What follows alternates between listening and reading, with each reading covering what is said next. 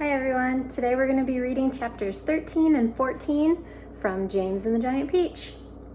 Chapter 13.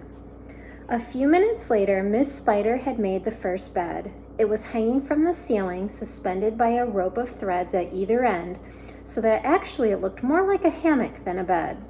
But it was a magnificent affair, and the stuff that it was made of shimmered like silk in the pale light. "I do hope you'll find it more comfortable," Miss Spider said to the old green grasshopper. "I made it as soft and silky as I possibly could. I spun it with gossamer. That's a much better quality thread than the one I used for my own web." "Thank you so much, my dear lady," the old green grasshopper said, climbing into the hammock. "Ah, this is just what I needed.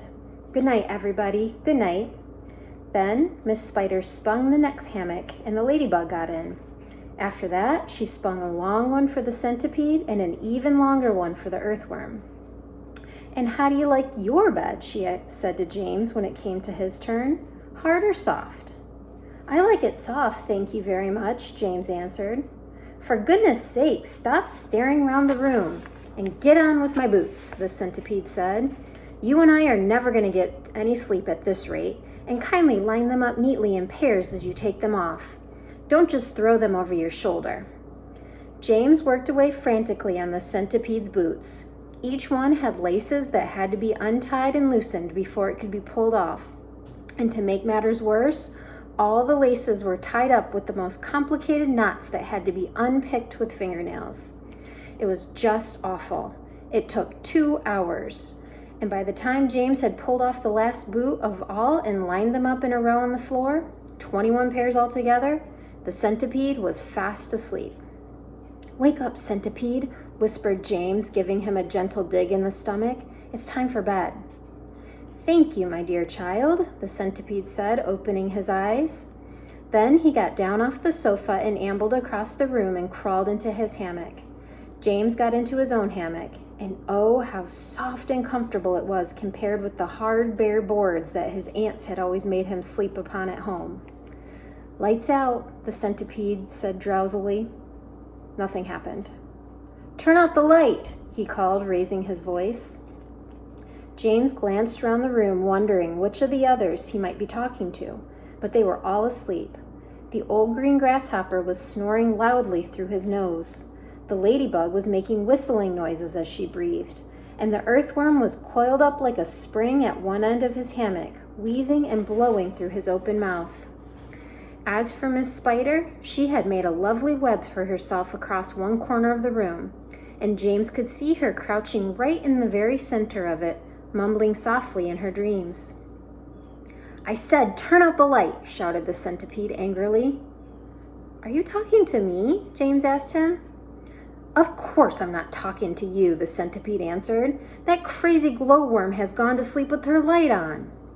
For the first time since entering the room, James glanced up at the ceiling, and there he saw a most extraordinary sight.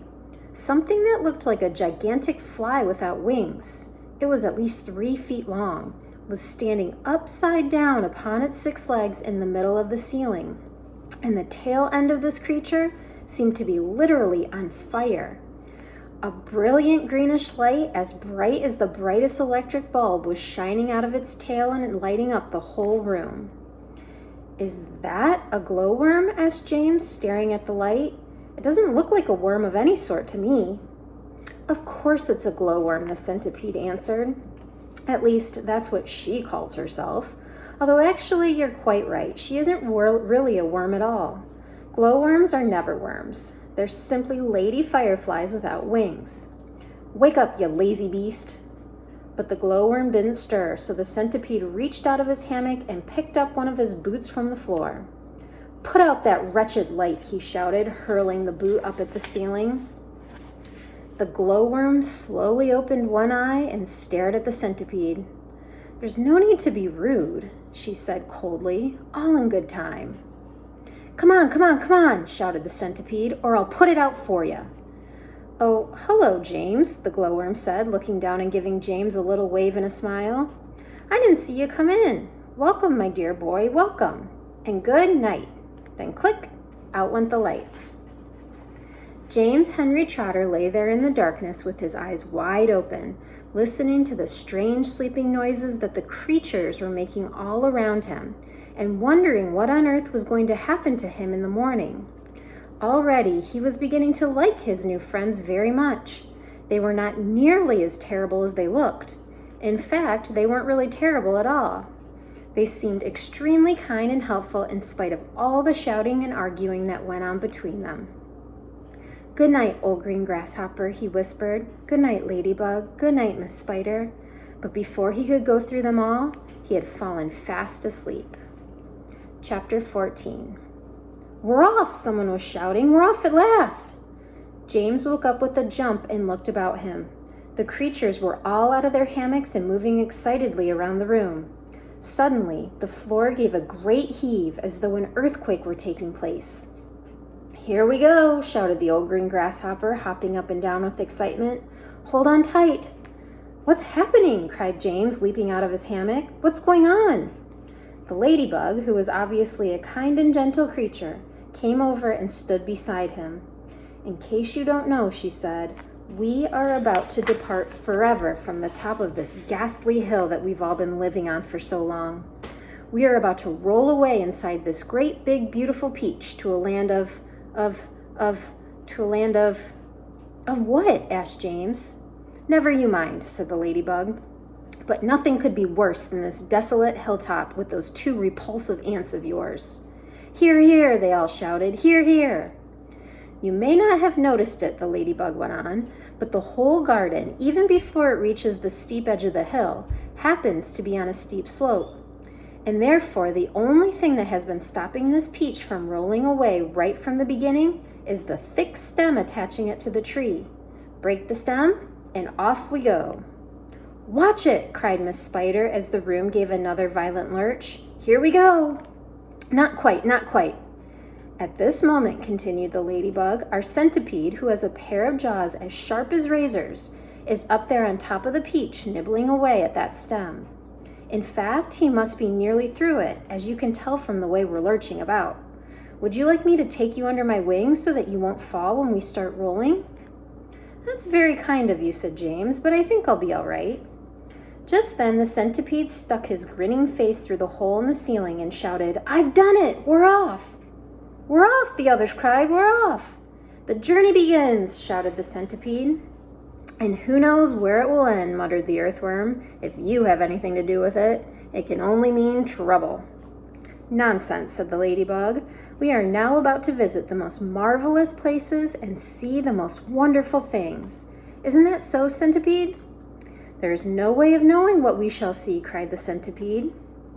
"We may see a creature with 49 heads who lives in the desolate snow, and whenever he catches a cold, which he dreads, he has 49 noses to blow. We may see the venomous pink-spotted scrunch who can chew up a man with one bite. It likes to eat 5 of them roasted for lunch and 18 for its supper at night. We may see a dragon, and nobody knows that we won't see a unicorn there. We may see a terrible monster with toes growing out the tufts of his hair. We may see the sweet little bitty bright hen, so playful, so kind and well-bred, and such beautiful eggs you just boil them and then they explode and they'll blow off your head. And new and rhinoceros, surely you'll see that a ginormous and horrible gnat whose sting when it stings you goes in at the knee and comes out through the top of your hat. We may even get lost and be frozen by frost. We may die in an earthquake or tremor. Or nastier still, we may even be tossed on the horns of a furious dilemma.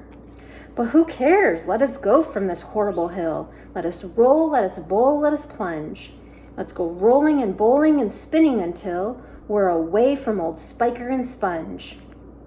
1 second later, slowly, insidiously, oh so gently, the great peach started to lean forward and steal into motion.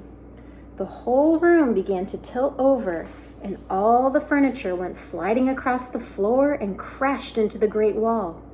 So did James and the ladybug and the old green grasshopper and Miss Spider and the earthworm, also the centipede who had just come slithering quickly down the wall.